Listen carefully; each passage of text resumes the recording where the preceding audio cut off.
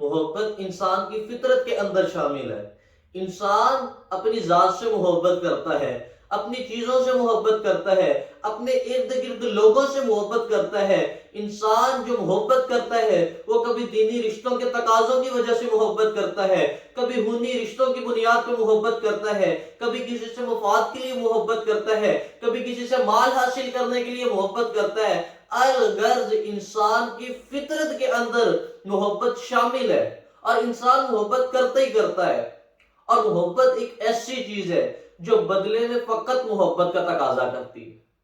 محبت ایسی چیز ہے جو بدلے میں فقط محبت کا تقاضا کرتی ہے۔ اب دیکھیں کہ جو بچہ اپنی والدہ سے محبت کرتا ہے، والدہ اس کی بات نہ سنے، توجہ اس کی طرف نہ دے، وہ مایوس ہو جاتا ہے، اس کا دل پریشان ہو جاتا ہے، پتہ نہیں ماں میری بات کیوں نہیں سن رہی، کیوں مجھ سے بیزار ہو رہی ہے۔ وہ ماں کو منانے کے لیے کچھ بھی کرتا ہے، لیکن ماں کو منانے کی کوشش کرتا رہتا ہے، ماں مان جائے اور ماں بچے کی بات سننا شروع ہو جائے تو بچے کا دل کھل اٹھتا ہے۔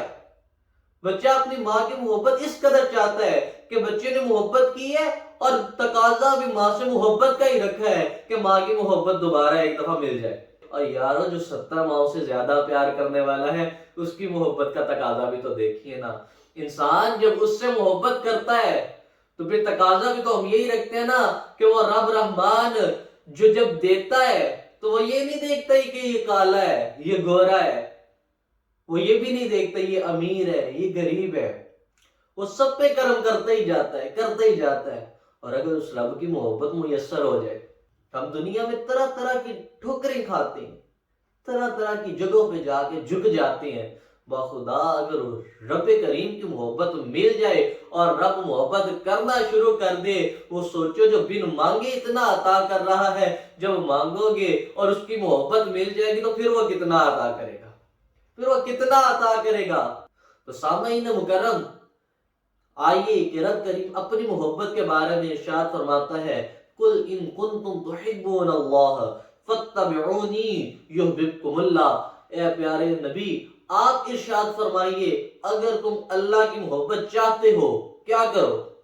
اب اللہ کی محبت مل رہی ہے تو ہم تو کسی طریقے سے بھی یہی چاہے گا، جو مسلمان مومن شخص ہے وہ یہی چاہے گا کہ کسی طریقے سے بھی رب رحمان کی محبت ہمیں حاصل ہو جائے، ہمیں اور کچھ نہیں چاہیے، ہمیں اس رب کی محبت حاصل کرنی ہے۔ اب رب کی محبت حاصل کرنی ہے تو رب خود قرآن میں ارشاد فرماتا ہے، اے پیارے محبوب آپ انہیں ارشاد فرما دیجئے کہ اگر تم میری محبت چاہتے ہو، اگر تم اپنے رب کی محبت چاہتے ہو، فاتبعونی میری اتباع کرو، میری پیروی کرو، یحببکم اللہ، اللہ تم سے محبت کرے گا۔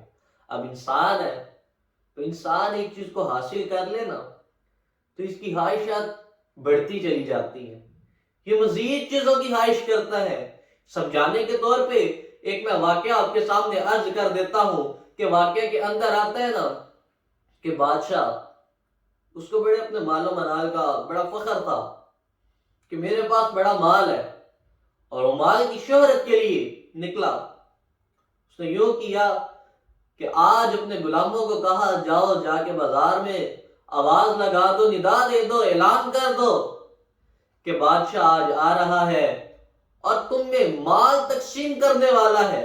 اب مال کا بھوت سر پہ سوار تھا، اس نے کہا اعلان کر دو۔ اعلان ہوا، وہ قطاروں کی قطاریں بن گئیں، لوگ دڑا دڑ آنا شروع ہو گئے کہ آج مال ملنے والا ہے۔ وہ لوگ لائنیں بنا کے کھڑے ہو گئے۔ بادشاہ آیا اور بادشاہ نے آ کے جب دیکھا نا کہ قطاریں بن چکی ہیں، اس نے کہا آج صحیح ڈنکا چلے گا بادشاہ کا، آج بادشاہ کا صحیح ڈنکا چلے گا۔ لیکن وہ سامنے دیکھتا ہے کہ ایک فقیر بیٹھا مسکرا رہا ہے، وہ قطار کے اندر کھڑا نہیں ہے۔ تو بادشاہ نے اس کے سامنے جب مال دینا شروع کر دیا، وہ ہیرے جواہرات جو بھی آتا وہ لے کے چلا جاتا۔ جب اس کے سامنے مال دینا شروع کیا، کچھ دیر گزری، لیکن بادشاہ اس شخص کو دیکھتا ہے اور دیکھ کے حیران ہو جاتا ہے کہ یار اس کے سامنے میں مال دے رہا ہوں، یہ پھر بھی قطاروں کے اندر نہیں آ رہا۔ اب بادشاہ کو مال کا بھوت سوار تھا، اب بادشاہ نے یوں کیا کہ اس کے سامنے اور بھر بھر کے دینا شروع کر دیا، اور بھر بھر کے دینا شروع کر دیا۔ بادشاہ نے کچھ دیر تک ایسا ہی معاملہ کیا، لیکن وہ شخص وہیں بیٹھا مسکرا رہا ہے۔ بادشاہ بڑا حیران ہوا اور حیران ہو کے بلانے لگا کہ ادھر آؤ، کیا تمہیں مال نہیں چاہیے؟ کہا چاہیے تو صحیح، لیکن اس سے چاہیے جو دے سکتا ہے۔ وہ شخص کہنے لگا چاہیے تو صحیح، لیکن اس سے چاہیے جو دے سکتا ہے۔ تو بادشاہ کہنے لگا کہ آج مانگ جو مانگتا ہے، میرے پاس بڑا مال ہے، میں تجھے مال عطا کروں گا، تو مانگ تو صحیح، تو کیا مانگتا ہے؟ اب بادشاہ کو تو مال کا بھوت سوار تھا۔ بادشاہ نے کہا مانگ، جو مانگتا ہے میں تجھے دے دیتا ہوں۔ اس نے کہا اور تو کچھ نہیں، تم ایسا کرو کہ اس کٹورے کو ہی بھر دو۔ وہ کٹورا جو لیے بیٹھا ہوا تھا، وہ کہتے اس کٹورے کو بھر دو۔ بادشاہ نے کہا بس اتنی سی بات؟ اس نے کہا اسے بھر دو صحیح۔ اب بادشاہ نے ہیرے جواہرات اٹھا کے اس کٹورے کے اندر ڈالے، کٹورے کے اندر ڈالے، آواز آتی ہے، لیکن وہ ہیرے جواہرات اس کٹورے کے اندر نظر نہیں آتے۔ اب بادشاہ کے سر پہ تو مال ہی سوار تھا۔ بادشاہ نے اس شخص کی طرف دیکھا، وہ شخص مسکرایا۔ بادشاہ نے پھر سے وہ ہیرے جواہرات اٹھائے اور اٹھا کے اس کٹورے کے اندر ڈالے، لیکن معاملہ پھر وہی ہے۔ بادشاہ بڑے تعجب کے اندر آیا۔ بادشاہ نے ایسے ہی کیا، وہ ڈالتا گیا اور ڈالتا گیا اور ڈالتا گیا، لیکن جب بھی وہ ڈالتا یوں ہی ہوتا، آواز آ جاتی، لیکن کٹورے کے اندر کوئی چیز نظر نہ آتی۔